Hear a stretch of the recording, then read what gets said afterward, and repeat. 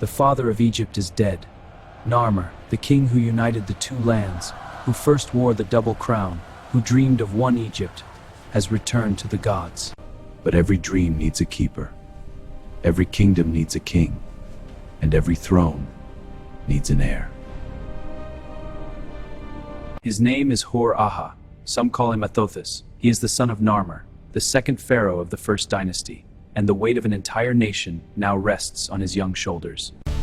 This is his story.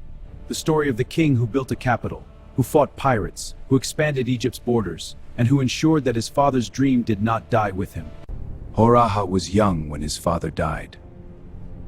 Perhaps too young. The nobles of Upper Egypt whisper among themselves. My father united Egypt with the sword. But a kingdom cannot be held together with sword alone. A kingdom needs a heart. My king, the nobles of the north complain that Tinis is too far. Enough. I have made my decision. We will build a new capital. Not in the south, not in the north, but at the exact place where the two lands meet. Here, at the fortress of the White Walls, this will be the heart of Egypt, and we will call it Ineb Hedge. The construction of Memphis was the largest building project Egypt had ever seen. Hor-Aha conscripted workers from both Upper and Lower Egypt. Veteraners who had once fought against each other now built together. What is your name? I am Kenemet, my king. From the north, the delta. He is from the south, my king. We fought against each other in the war. And now? What is your name? I am Kenemet, my king. From the north, the delta. That is Egypt, not north. Now we delve together. Memphis grew quickly on white walls. Its white wall takes Narmer and Sisat, the mighty controllers decision of the Nile Valley. Whoever controlled Memphis controlled Egypt. But Hor-Aha knew that a capital alone does not make a kingdom. He needed to prove that Egypt was strong. And that meant one thing: war. To the north, beyond the delta, lay the Great Green Sea, the Mediterranean. And from this sea came raiders, pirates from Canaan and Syria who attacked Egyptian fishing villages and trading ships. Previous kings had ignored these raiders. They were a nuisance, nothing more. But Hor-Aha saw an opportunity.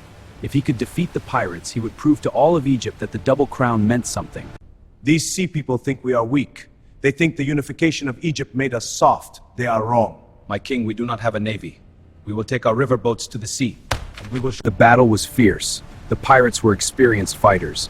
But the Egyptians had something the pirates did not: discipline. They fought as one fleet, not as individual captains. Hor-Aha led the attack himself. And he won. The pirates surrendered. Instead, he offered them a choice. Die by the sword or join Egypt as soldiers and farmers. Most chose to stay. Egypt grew stronger. She was a noblewoman from the south. Together they had a son named Djer, who would one day become pharaoh. One day, my son, this crown will be yours. You must protect Egypt as I have. I will, father. I swear. Hor-Aha ruled for approximately 30 to 40 years. When he died, he was buried at Abydos, the sacred cemetery of the first pharaohs. His tomb was one of the largest of its time. Archaeologists have found over 300 smaller graves surrounding Hor-Aha's tomb. These were not servants killed to serve their king in the afterlife. They were retainers who chose to die with him before being abolished. A small ivory tablet found in his tomb shows Hor-Aha celebrating a festival called the Following of Horus. It is one of the earliest depictions of a pharaoh anymore. It was a civilization. Hor-Aha died a successful king. He built Memphis, Egypt's first true capital. He defeated the pirate Egypt's borders. The dream of one Egypt did not die with Narmer. It lived on through his son, and through 100 generations of pharaohs who would come after. But the first dynasty was not without its challenges. After Hor-Aha came his son, Egypt's terrifying enemy from the south, the kingdom of Kush. In our next episode, Djer and the War for Nubia, a campaign into the heart of Africa, and a pharaoh who pushed Egypt's borders farther than ever before. Subscribe now to continue the journey.